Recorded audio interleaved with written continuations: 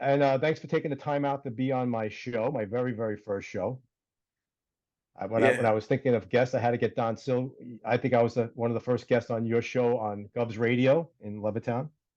Yes, you were. Me and you go way back. You were one of my early guests when I had a show on WUSB radio, Stony Brook back in the day.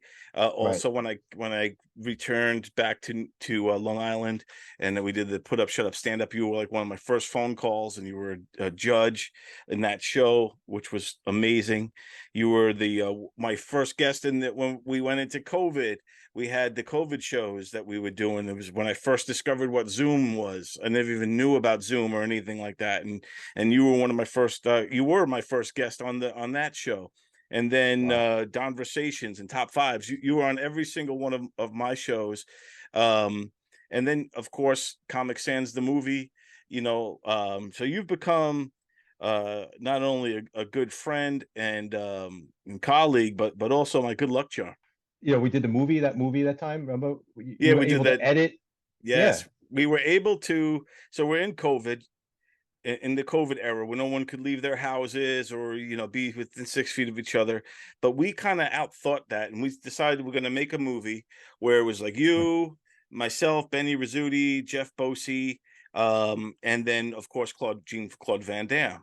Right. So, so what happened was I found all this green screen footage of Jean Claude Van Damme, and Right. I decided to write a script around it where it would be all of us kind of like in a house going up against Jean Claude Van Damme. And we kind of wrote this funny thing where he's a comic thief. He steals jokes and all stuff. But we were able to shoot it all within our own houses with the backgrounds to kind of look like we're all in the same house. So with the magic of editing and everything, it came out pretty good. And I think I took that as a big win that we, Yes. beat COVID era. Yeah, it was like giving the finger to COVID, man. We outsmarted COVID. Yeah, for sure, dude. It was really ingenious. That was a lot of fun, man. It's weird because I'm so happy that era is past us, even though it looks Right. like they're trying to make it have a comeback. But in Right. any way, I'm so glad that era is past us. But yet, there's a part of me that missed those times because I think it was those kind of creative moments that really kind of makes me have a lot of fond memories for what we did back then. Exactly. That was it. We had what happened was everything slowed down. You were able to really think. You had so much time to think, right? So you came up with some really creative ideas and very, very funny bits that we came up with. Dude, And the also, one yeah, go ahead. I was gonna say the one where we all punch each other and all that. Yeah, yeah, yeah. That's another great one where through the cell phones or whatever, we were all able to kind of punch each other and stuff.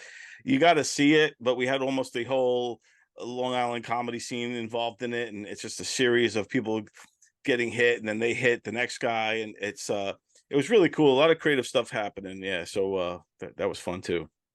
It was a great way to keep everybody connected as well, because without doing all that type of stuff, we would have lost contact, during COVID. But everybody stayed connected through comedy and videos and little short movie clips on the internet. It was mostly done by Don Sill. I mean, you came up with the ideas and we just acted them out for you. It was, and then you put it all together, which was ingenious as well. Um, It's a lot of fun. Like, believe me, it's definitely a team effort, man. It's we all needed each other, and together we all pulled it off and made magic happen. Right. So So yeah, so what happened after COVID was I it wasn't that I never wanted to go back to WGBB. I just kind of was getting my life back together and I wound up hooking up with Gov's Radio over in Levittown. Governor's Comedy Club has their Gov's Comedy podcast.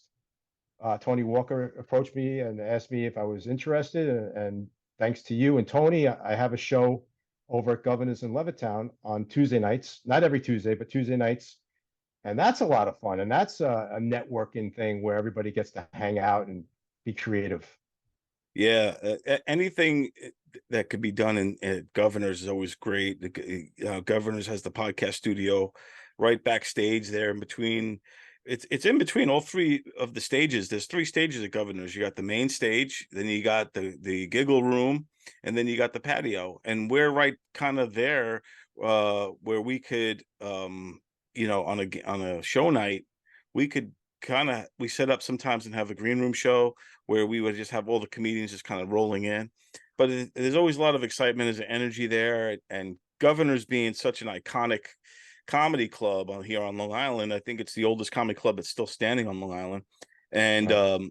I mean, had some of the greatest comedians in the world come through there, and yeah, to have a show in there and to be connected like that in there and is huge. And your show, Good Times Bad Times, is awesome, and I love what you're doing because you bring unconventional guests on your show, Right. and you make it interesting. Like you got your buddy there who collects cans, and he's Oh, and yeah, and he's basically saving the environment by collecting cans, and he's making a fortune in by doing so, because you get a mhm, 5 cent deposit on everything. So yeah, right. and what's his name? Because everybody who's Oh, listening should help this kid out and get him cans and stuff. it's funny. It's Pat's Enterprise Recycle. So it's Pat's Enterprise Recycle. You could find him on YouTube. He's got a nice following, and what he does is he collects bottles and cans. You could contact Pat through Facebook, through YouTube. You could contact Pat, and he will make an appointment to come pick up your recycles. A lot of people don't feel like going back to the store and putting their bottles back in the machine. Obviously, it takes a long time. A lot of people put those bottles out in their recycle bins out in the street. Instead of doing that, what Pat is asking people to do is save the bottles, leave them on your driveway in a bag, and we'll come on a Tuesday night or a Thursday night and pick them up. He'll make an appointment, and the bottles will be returned, and the money will be reused uh, to spread awareness. He buys shirts and keychains and all that type of stuff to spread awareness on recycling and helping out the environment, which I think is awesome. That Patrick is is working hard all the time, always coming up with great ideas, and I have him on my show to help spread awareness on Gub's Radio podcast in Yeah. Levittown. Yeah, he's awesome guy. I got to on one of your shows, I was on it with him, and yeah, awesome human being. I love what he's Yeah, doing for the environment, and it's all going to a good cause.